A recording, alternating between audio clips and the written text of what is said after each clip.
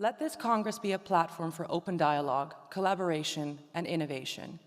Together, we can harness the power of AI to create a future that is not only technologically advanced, but also sustainable and beneficial for all. Our discussions today will cover the critical role of AI in enhancing e-governance and shaping digital societies, focusing on how technology can improve public spaces and citizen engagement. We'll also address the implications of AI in cybersecurity as we confront global challenges and threats.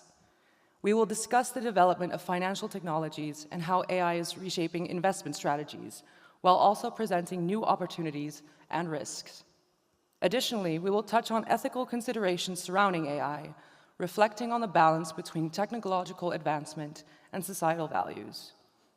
I am confident that the discussions and collaborations that take place here will have a lasting impact on the development and deployment of AI. Once again, welcome to Armenia, and thank you for joining us today.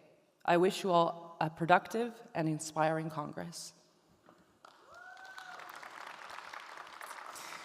Ladies and gentlemen, please join me in welcoming our esteemed panel of experts who will discuss revolutionizing business in the digital age.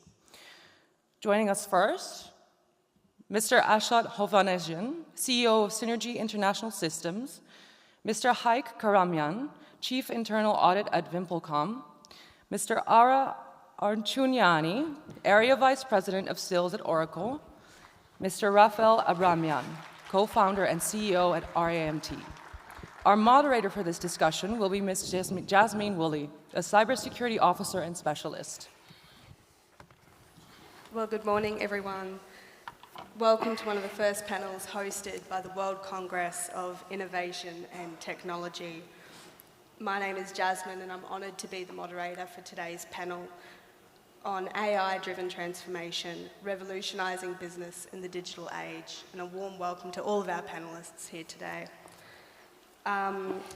Today we're going to explore how AI improves operational efficiency in business, the ethical considerations when we use AI, and how AI is pushing the boundaries of business operations and how it will continue to do so. I'm excited to hear from all of our panellists today and hear their insights. Now, let's dive into our discussion. So, I'd like to start by posing a question to the panel in regard to the ethical considerations of AI. With the adoption of AI in business operations, there have been a number of ethical concerns raised over job displacement and AI-generated content. This has highlighted the need for transparency and to upskill employees. What views do the panel hold on ethical challenges with AI, and what are some of the key challenges that businesses will face?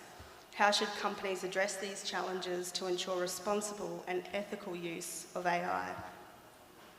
I'd like to open it up to the panel. So, rather than just speaking in general about AI's ethical impact, I would prefer to give you some examples of what my company Synergy is doing related to those aspects. So, since we work in some of the areas, and I will bring our examples of our work in justice sector. And one aspect is the bias. As we all know, AI models are based on massive data, historic data, which is the basis for AI models to train and come up with their recommendation solutions. But not necessarily historic data are objective. They may have some issues of discrimination, of neglecting like minors, racial issues, vulnerability group issues. So then AI will just multiply impact of this injustice if this bias to even higher level. So it's very dangerous if you don't check the quality of data and just rely on AI to come up with some of the recommendations based on historic data, because you don't know how historic data has been collected and produced. There are methods also to check if the data is biased or not. So I think that very careful approach has to be taken to avoid any type of biases. When we talk about transparency, it's very important to understand that most of the AI models are like a black box, where you don't know what algorithms, how AI came up with this decision, especially if you are talking about sentencing or bails or paroles, these very crucial, important decisions that justice sector has to take.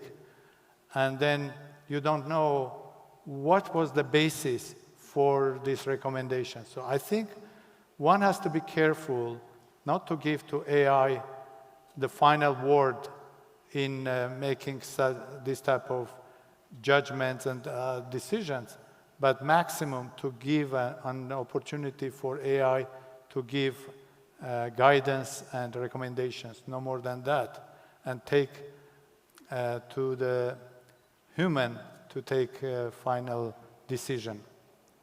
Related to this, then the question of accountability is coming to the scene. Who is accountable for decisions? Is it machine or it's a human? So I think, especially in justice, it's very sensitive. Even if human takes a decision, if recommendation was biased, then that may create problems for humans to come up with decision. So I think we are dealing with these sensitive issues in our work on a daily basis. Absolutely. So continuing the idea that we should be careful and mindful when using AI, and especially when making decision and judgments, why we should be ethical, I should provide the example of proper governance. So the company recognizes the consequences and having a good governance and controls in place to mitigate those. But there is also companies and organizations which are using AI intentionally for misinformation, for misuse, for fake news. Those has a tremendous consequences for the public, and therefore it is important that organizations has from one point of view, responsible management and accountable management. When I speak about responsible, I mean human-centric, fair, no discrimination, and harmless for people. And therefore, the best practices, Microsoft, other companies, I should also provide this example, has a ethical AI framework in place with the principles of security, transparency, and at the same time, there should be a control over data input, algorithms, and the business use. And from the broader perspective, ethics is beneficial for the business because you create trust. You create trust, it means you have increased your market position and become more competitive. From this perspective, if we believe in, if we trust ChatGPT, because we trust on the algorithms, because we trust the company, because there are lots of other bots, chats we can use, but since we trust management, governance of this company, therefore we trust the product. Yeah, thanks. So first, to enlighten a bit the discussion, I would say that AI is not replacing all of the jobs. I think AI is only replacing the boring jobs, so it's okay, we're all good. I mean, no one wants to do what AI is doing right now for the humanity. Obviously, AI is evolving, and maybe in 2 years' time we'll be talking some different stuff. And yeah, please make my mic a bit less loud, because otherwise I think the crowd will go crazy. So as for as for the points that the colleagues have mentioned, I'm all for the ethics in the AI, and of course, like the question of bias, I think is the strongest one, especially in countries like in the States, I think, because there's a lot of bias there implemented into the data sets that AI is using. I would like to speak about a bit different point of ethics in AI. I think the plagiarism is a big thing. So we all heard that Scarlett Johansson was in a kind of a quarrel with Microsoft, with ChatGPT, because she considered, or maybe rightfully so, decided that the voice that the chatbot is using is her voice, because, as we all know, her voice is one of the most beautiful voices in the world. So she decided that this basically is based on her voice. And I think that's the big question for AI in the future, especially the generative AI, the one that is really popular right now. What data sets and what works is it based on? Because someone paid his dues, worked for hours and hours to get some image done, or to get a voice out, or to get a music track, and then AI is just using that kind of for free because it's in the public domain, obviously. The AI is using it for free and then using it to create something which is kind of generated and is genuine, because obviously nothing like this has been generated before. It's not like plagiarism in the full sense, but then of course it relies on the on hard work of others. So I think one of the big questions also that's arising, and a lot of companies, especially I have one of a fintech company that is specializing concretely on that, is trying to find this narrow path of actually making AI work, but at the same time licensing the rights of the works that AI is using, because that's a big question. You can never actually, unless you do like a full forensic report, you can never actually say that it's been 100% based on these or that works. But then the ethics, this is where the ethics come, right? So companies should understand that basically using in their data sets the media rights that are actually copyrighted, but they just do not use it by the license agreement, is actually the same fraud as I don't know, buying and selling stolen artwork. So this is actually the same, and I think the more we live with generative AI in our everyday lives, the more everyone will understand that this is something that is of crucial concern for cybersecurity companies as well. So they work hardly on that. Well, we continue to adopt the ethical and transparent approach to AI development and deployment. One thing I want to focus on, that what means with AI is we often have a large amount of data that is analyzed. Most important factor is being able to keep this data secure and follow data privacy regulations. At any given time, you have facial recognition, you're at the airport, they take their photo, fingerprints, all that data is being stored. And often, I don't know if you have seen letters come to your house in recent months, everyone informs us about a potential breach that has taken place, unwanted access to the data. So most important aspect of it is, from my point of view, is be able to secure data and make sure that we have data privacy. So thank you to the panelists for the insight on that question. By being better equipped to address those ethical considerations, organisations can obviously improve the operational efficiency of their business processes. As panellists with vast experience in both private and public sector, what are some specific tasks that you believe AI can automate to free up human resources for other important tasks? And what impact does this have on business efficiency? Feel free to use examples as well. So I will talk about the same sector of justice that, because I think this is closer to what we do in AI in my company.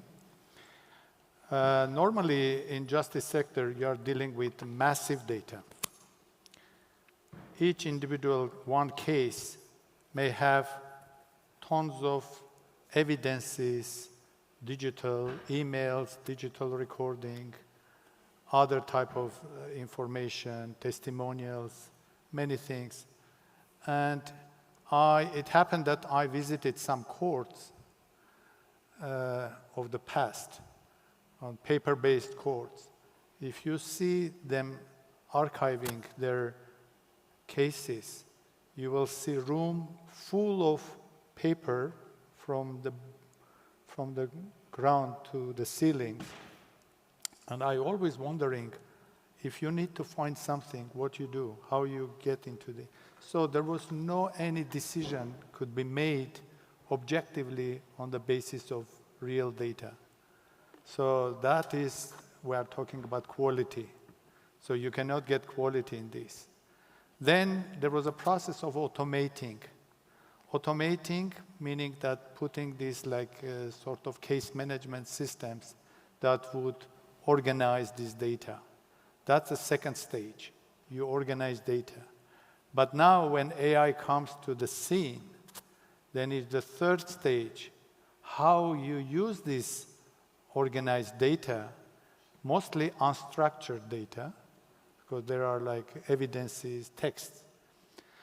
So these NLP-based systems that are able today to go through massive data and understand what the meaning of the text, taking the documents and making summaries of the documents to really, for people who cannot read hundreds of pages of evidences and other things, that they can focus on summaries.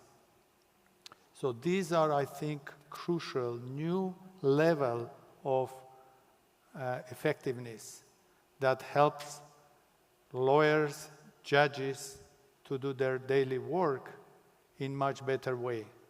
And normally, you know that it takes a lot of time for both lawyers and judges to do their work because they have to really go through massive data.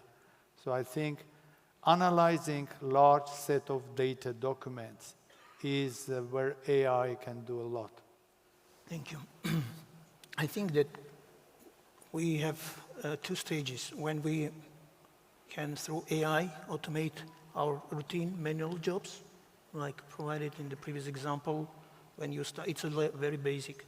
So we start with digitalizing information, putting in order, keeping them, storing them, and then making our manual work more, or robotic works more automated. And there is a second stage when we automate our decision making. For example, like lots of banks are now using automation of decision how to provide credits. So we call it 210, when we provide, you spend as a customer 2 minutes to fill in your blank and 1 minute to make a decision because there is lots of data and zero interaction with people. There is also, it comes with some cost. It's a privacy cost sometimes, it's accuracy, etc. And those are, you can use in business. It's not easy, it's not, you can do it within 1 day or 2 days. When you start this process, you find out that there is a lots of unstructured data, first of all. You find out that there is no data. There is a data which are stored in a different non-interactive IT systems. So starting with this exercise, you find out that how many inefficient or duplicated processes you have in your company.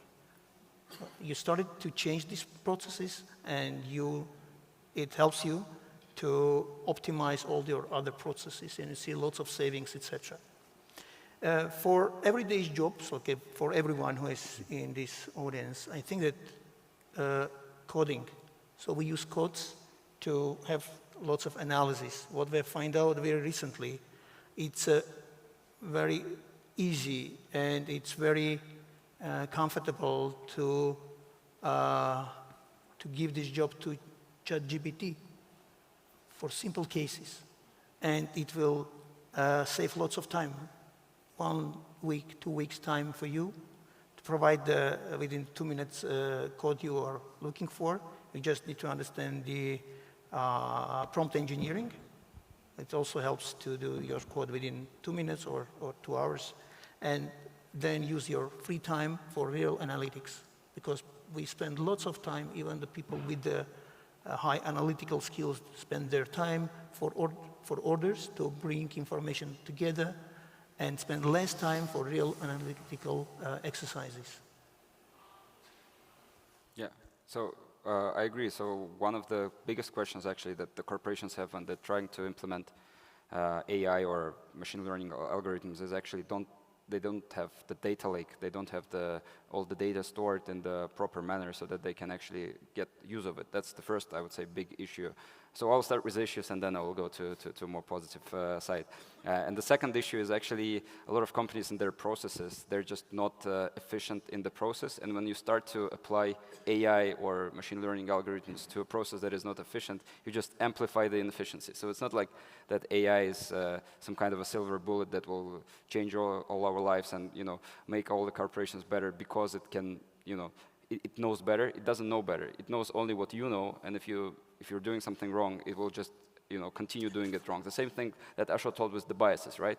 Yes. All of the generations of people have been doing some things wrong, judging people by their cover or stuff like that, and then AI is just completely doing the same. The same with the corporations.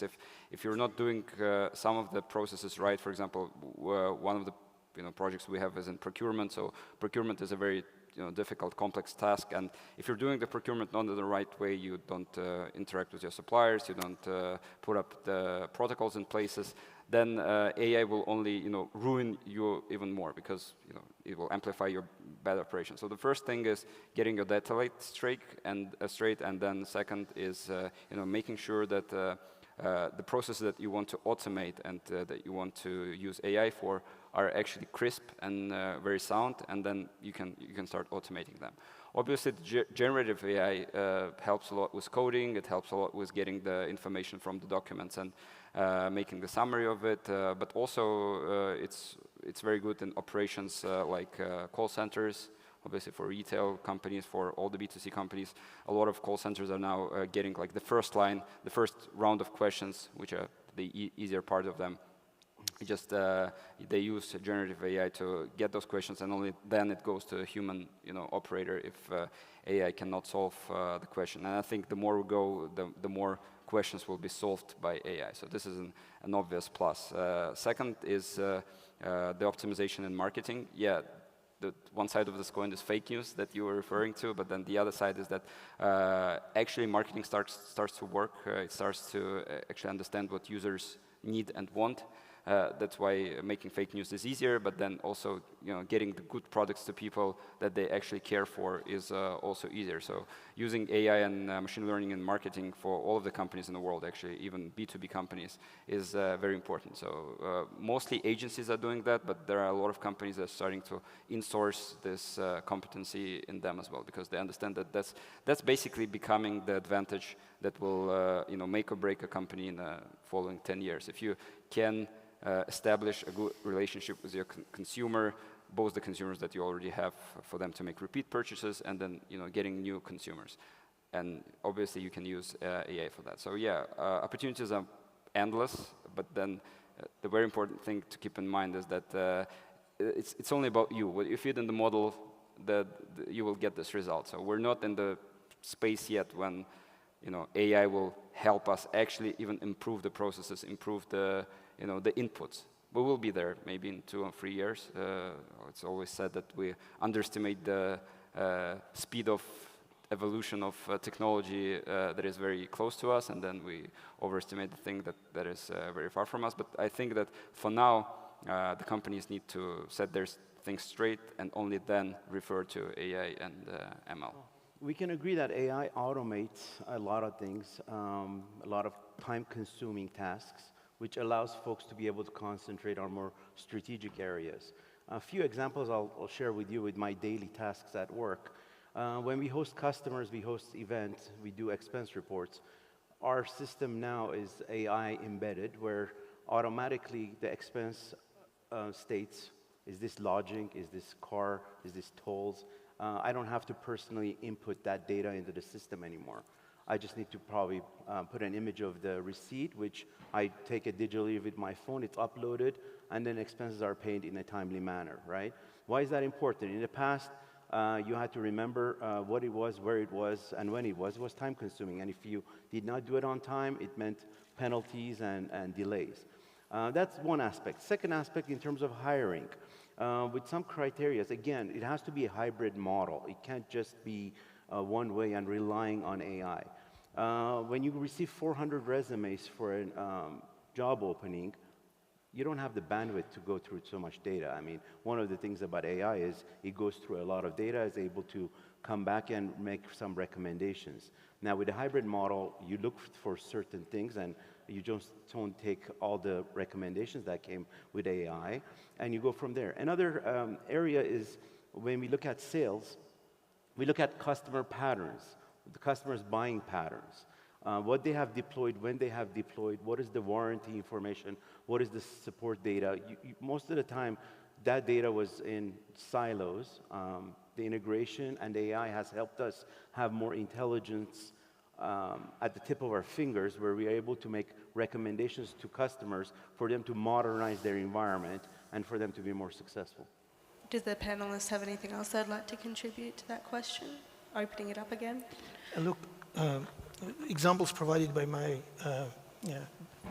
colleagues shows that even based on like procurement, when in audit where we try to provide a machine learning to identify fraud cases or to identify anomalies to further investigate, we have seen that the data is in different platforms, and even management who manages this process every day doesn't know the interconnection between them.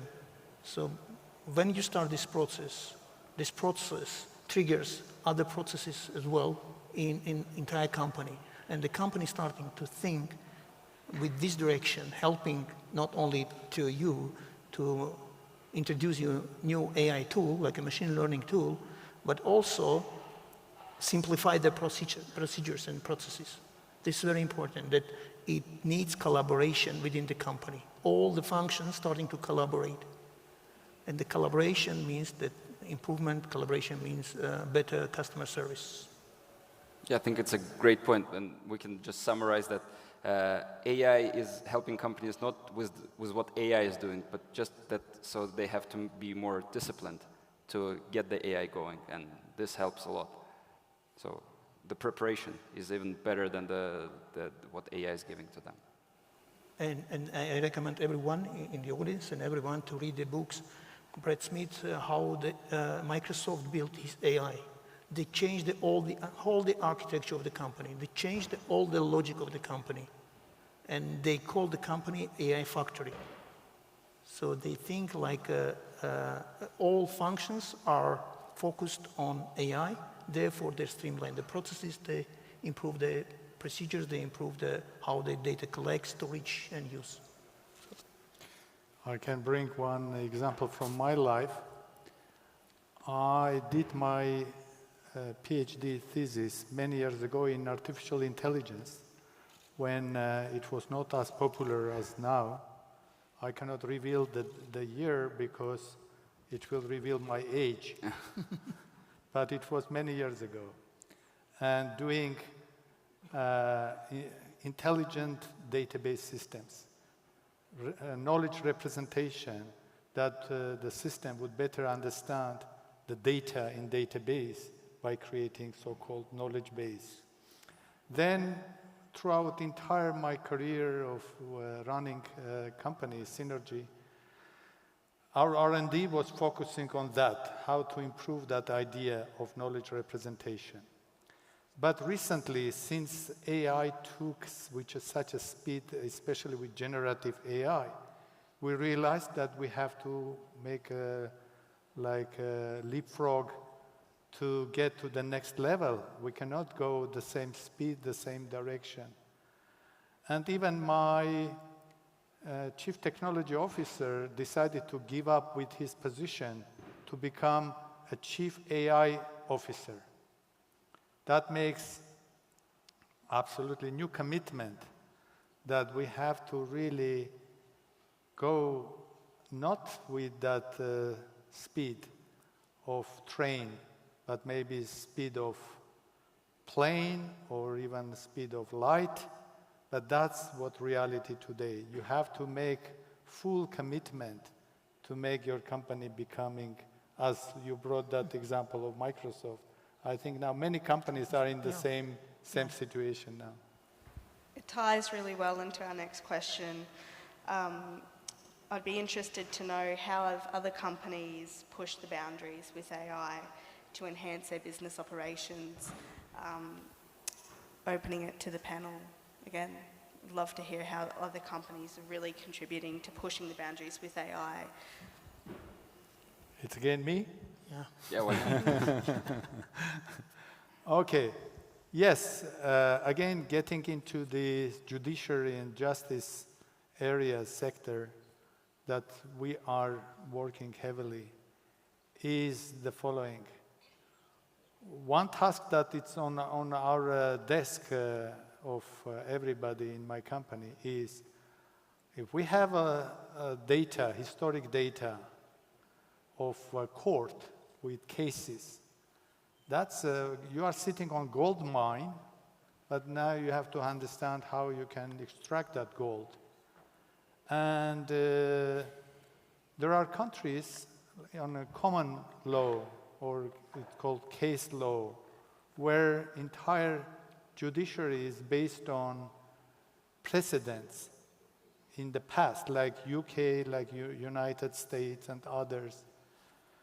So in order to make a judgment, you need to get similar cases of the past that were good precedents for taking a new judgment and new sentencing, new bails or whatever. And looking that where AI is going to play a major role, to find similarities. It's easier to say, but it's more difficult to do because we don't understand what is the similar. How you can take, even two people, when you look into the faces, you understand they are similar, right? But if someone asks, can you describe how they are similar, maybe you would not be able to do that. And only about extracting, exploring all this data, you can get into that position to better understand if two cases are closer to each other than these cases with others. So creating clusters of similar cases is very important to help judges to really come up with their decisions. Even the lawyers that are preparing for any litigation or anything, they need to know if there was a case in the past similar and what was the outcome. So instead of going into litigation, they may go to settle the case out of court and save time, money, etc. So I think that opens completely new era for more quality in the entire this process, where you can really bring this type of results much easier, faster. With today's other technologies, I think this task cannot be solved. So that's where AI, the only AI models are there to really make the next level of data analysis. When we speak about AI, and AI should create a value for the company in terms of customers, in terms of revenue. But at the same time, it starts with the value for your customer. In order to gain your customer, you need to provide the value and some new thing or make their life easier or faster, cheaper. And in telecommunication company, they sell tariff plans. So we all know that we pay monthly bill to support our phones. And there are lots of other options in the market, and people who are disappointed with the one operator choose another one. So each operator think about how to keep their customers, retain the customers, and retention is more easier and cheaper than acquire new customers. So and each telco company has a CVM process which called customer value management. When they see that customer is prone to churn, to leave the company, they're trying to incentivize or solve the problem. And so far, we have been doing this one by expert opinions, that these kind of customers are prone to leave. Let's incentivize them while there was no any intention to leave, while you miss the other groups who really wants to leave your company. So now we have created machine learning algorithm, which based on the previous experience with customers, with their behavior, how to spend, their interaction with call center, with incident management, the area they live, the phone they use. So lots of data and lots of data to identify their behavior, because they don't give up your company overnight. They started with complaint, they pay less than in previous months, so there is a lots of information you analyze. So it allows you to identify the real group of people who disappointed with your services and support them with increasing your, the service or incentivizing them by bonuses, etc.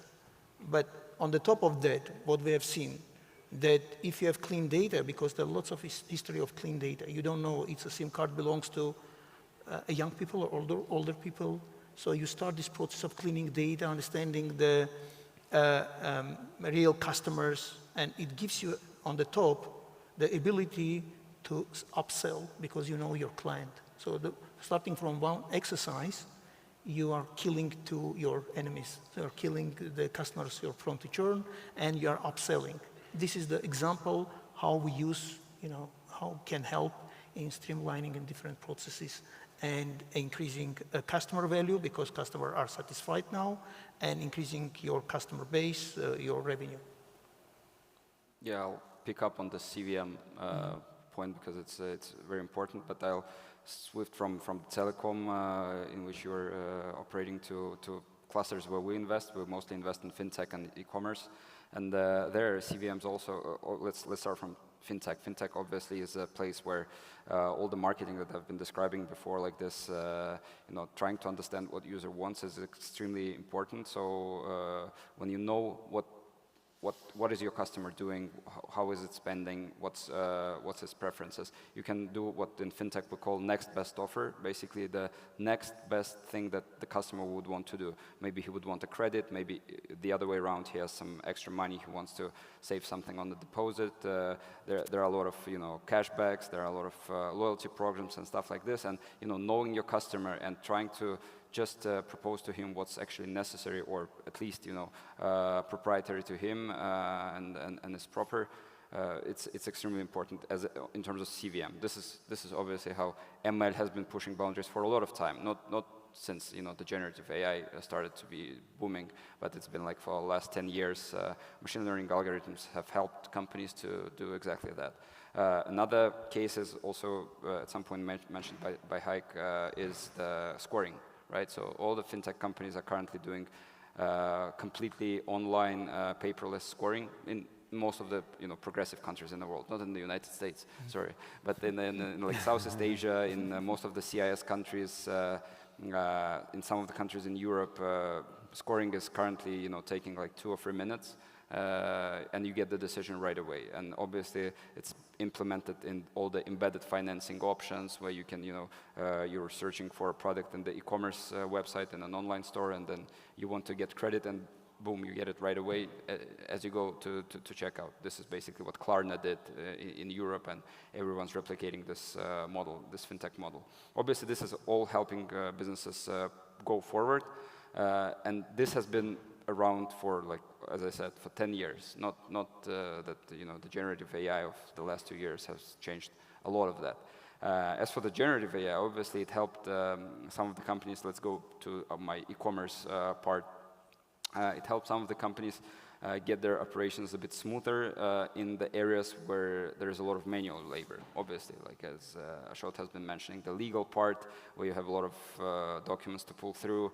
In the e-commerce side, there's the so-called product details page, the place, if you go to Amazon, you choose the bottle of Evian, and this is actually the product details page where you get all the characteristics of the product, and you get the merchants who are selling this product.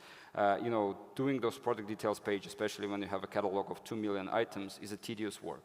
And AI can do it for you, and it's actually already doing it.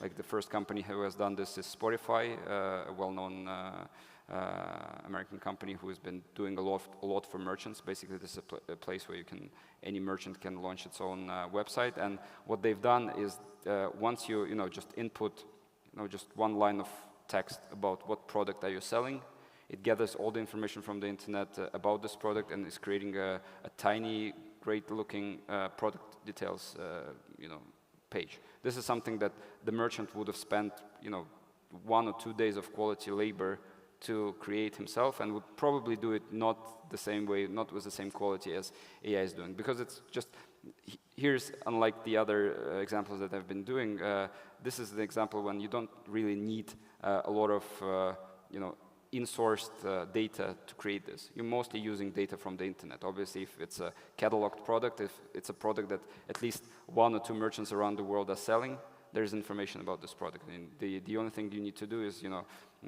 very accurately compile this information into one little page. So this is what AI is doing, and this is also how it's accelerating all the interaction between merchants and marketplaces, between merchants and customers, stuff like this. And actually, there are a lot of obvious examples like that. Not to dive deep into them, I would say that first, why AI is important and why AI is a thing that every company needs to think about is that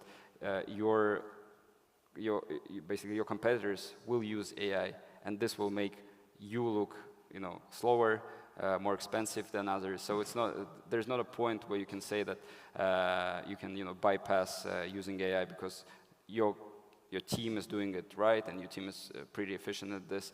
You have to just go with the flow and go with the market and try to implement as much as possible all the latest. I mean, you need to look at the startups, look what they're doing. In every space, like especially in e-commerce and fintech, which are very hot topics for venture capital, there is a startup that is doing some kind of work for the corporates. And then it's up to you to decide. You're either working with the startup, for example, like this example with the accounts, right?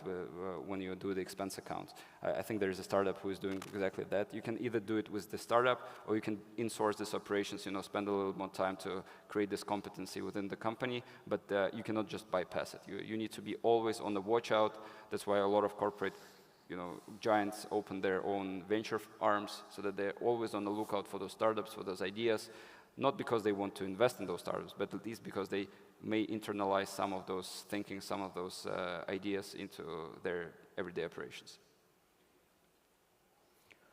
Well, to wrap up this portion of it, when I look at this is, in the market today, a competitive market, everyone wants to have that competitive edge. And I've been fortunate to be part of this corporation for about 26 years. I've seen it evolve over the years, and AI and innovation has played an important part. When I first joined, we were version 7.3 of the database. Now we are version 23, and the version is called 23 AI. We embed AI in the database, in the application, and the cloud infrastructure. Basically, the best part of the role is for us to be able to provide a platform for customers to be able to modernize and use their core competencies to build whatever it takes to help the world a better place. I'll give you guys a good example, and I'm not a spokesperson for this, but for those who wear glasses, I had to get new prescriptions the other day, and I ended up getting a set of progressive lenses. By progressive means I'm able to see the distance and see everybody in the audience, and at the same time I'm able to read what's on the panel. And with the AI technology, they're able to build this lens in a way where you don't have that blurry vision that you did in the beginning. It will take you a couple of weeks for you to adjust to wearing new lenses, where you have to make sure you were looking at a right platform. So there's just one example of how every company takes advantage of AI. But we have to be mindful, it has to be ethical, it has to be transparent, There has to follow some regulations and make sure that everything is followed certain protocol. Well, thank you for that insight. Look, we are coming to the end of today's panel, and I just want to thank all the panellists for sharing their knowledge and expertise with us today. Your insights have certainly highlighted the importance of AI in business operations and how to actually manage the ethical challenges and prepare for the use of AI. I'm sure that every single one of us has been able to take away something from today's discussion. So thank you once again, and it's been such a privilege to hear from all of you. Thank you. Thank you. Thank you. Thank you.